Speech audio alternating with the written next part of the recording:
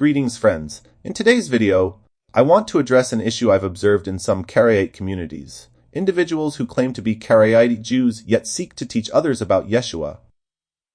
Let me be clear, this is not Judaism. These are missionaries or evangelical Christians masquerading as Jews, often with the intent of luring Jews away from their heritage.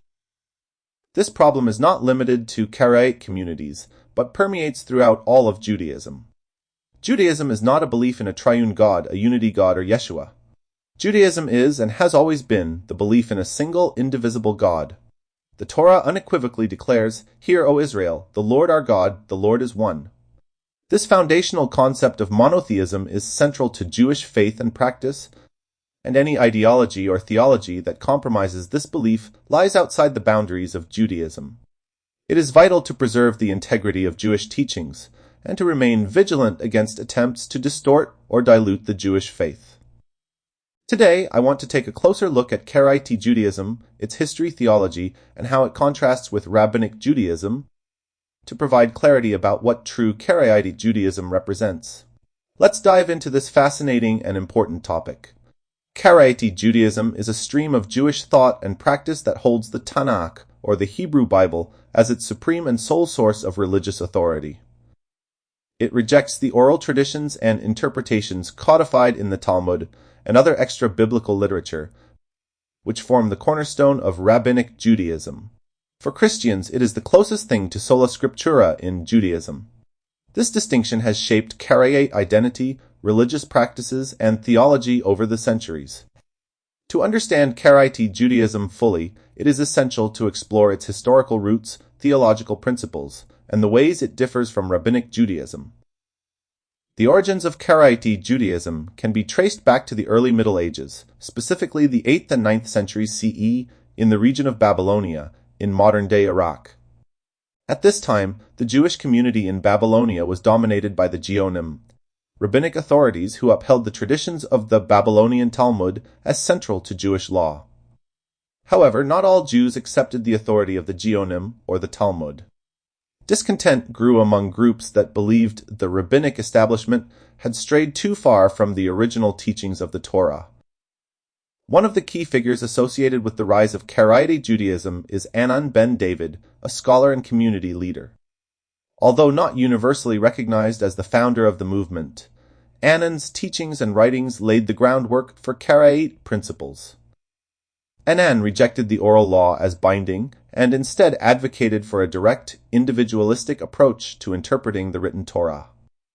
His followers, known as Ananites, eventually influenced the formation of Karaite Judaism, although Karaites later developed their own distinct identity separate from Anan's teachings. The term Karaite derives from the Hebrew root kara, meaning to read. This reflects the movement's emphasis on reading and interpreting the Tanakh independently, without reliance on rabbinic commentary. By the 10th century, Karaite communities had spread across the Jewish world, from the Middle East to North Africa and even parts of Europe. The central tenet of Karaite Judaism is its strict adherence to the written Torah as the ultimate authority in religious matters. Karaites believe that every Jew has the obligation to study and interpret the Tanakh individually, using reason and linguistic analysis to uncover its true meaning. This individualistic approach contrasts sharply with the communal and hierarchical nature of Rabbinic Judaism, where rabbinic authorities provide binding interpretations. Karaites also emphasize the principle of peshat, or the plain meaning of the text.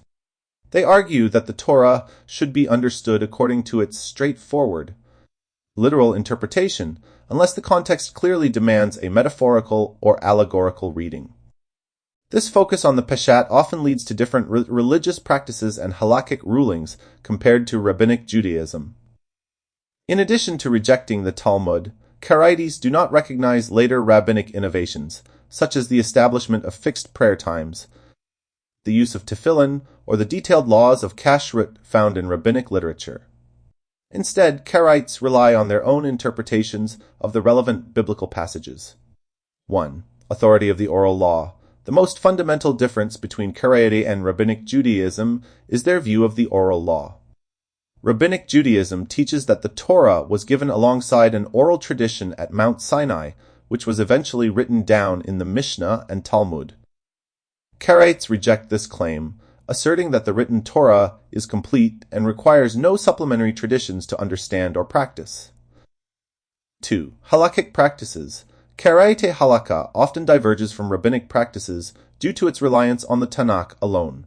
For example, Karaites observe Shabbat in a stricter manner, refraining from kindling any fire or using electricity, based on their interpretation of Exodus 35 verse 3.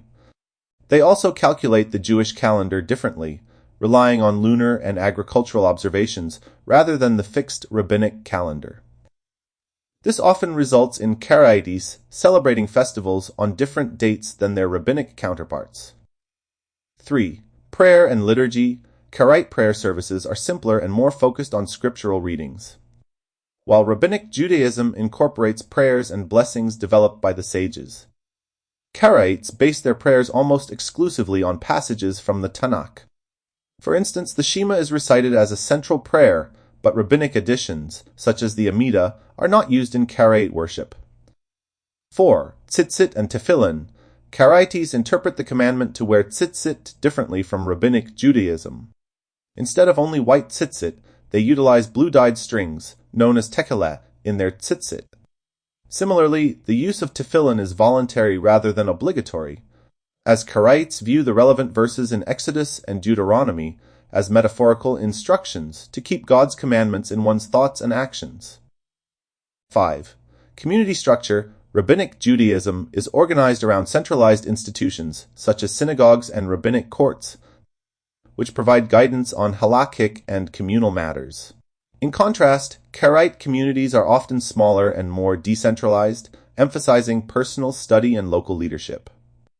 Throughout history, the relationship between Karaites and Rabbinic Jews has been complex and at times contentious.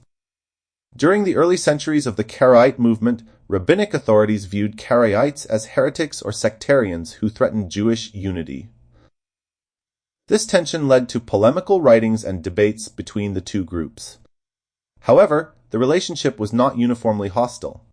In some regions, such as Egypt and Crimea, Karaites and Rabbinic Jews coexisted relatively peacefully, sometimes even collaborating on communal matters.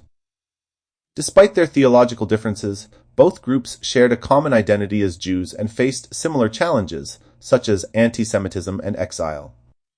The advent of modernity brought new dynamics to the Karaite-Rabbinic relationship. During the 19th and 20th centuries, some Karaite communities in Eastern Europe sought to distance themselves from Rabbinic Jews, even claiming separate ethnic origins. This was partly a response to anti-Semitic policies that targeted Rabbinic Jews specifically. However, these claims were largely rejected by the broader Jewish world, and most contemporary Karaites identify as part of the Jewish people. Today, Karaite Judaism is a small but vibrant movement, with communities in Israel, the United States, and other parts of the world. The largest concentration of Karaites is in Israel, where they have their own synagogues, religious schools, and a governing council known as the Karaite Religious Council. Modern Karaite Judaism has also benefited from advances in technology and communication. Online resources and communities have made Karaite teachings more accessible to Jews and non-Jews interested in learning about this unique stream of Judaism. These efforts aim to preserve Karaite traditions while also engaging in dialogue with the broader Jewish world. For Noahides and individuals considering conversion to Judaism, Karaite Judaism offers an alternative path to Jewish observance that emphasizes personal study and direct engagement with the Tanakh. Karaites welcome sincere converts and have specific procedures for conversion, which typically involve intensive study of the Torah and acceptance of Karaite principles. Karaite Judaism's focus on the written Torah can appeal to those who feel overwhelmed by the complexity of rabbinic halakha or who wish to connect with Judaism in a more individualistic way. However, it is important to note that conversion to Karaite Judaism requires a deep commitment to its principles and practices, as well as a willingness to be part of a smaller, often less recognized community. Karaite Judaism represents a unique and historically significant stream within the Jewish tradition. Its unwavering commitment to the Tanakh as the sole authority in religious matters has preserved a distinctive approach to Jewish law, theology, and identity. While it differs fundamentally from Rabbinic Judaism in many ways, Karaite Judaism shares the same ultimate goal, to live according to God's will as revealed in the Torah. For Noahides, Jews, and others exploring their spiritual paths, Karaite Judaism offers a compelling vision of faith rooted in scripture and personal responsibility. Whether embraced as a way of life or simply studied as an alternative perspective, Karaite Judaism enriches the tapestry of Jewish tradition and highlights the diversity within the Jewish people. Thanks for watching. If you enjoyed this video, please like, share, and subscribe to support the channel. And don't forget to check out my book, available now on Amazon. Links are in the description below. See you next time.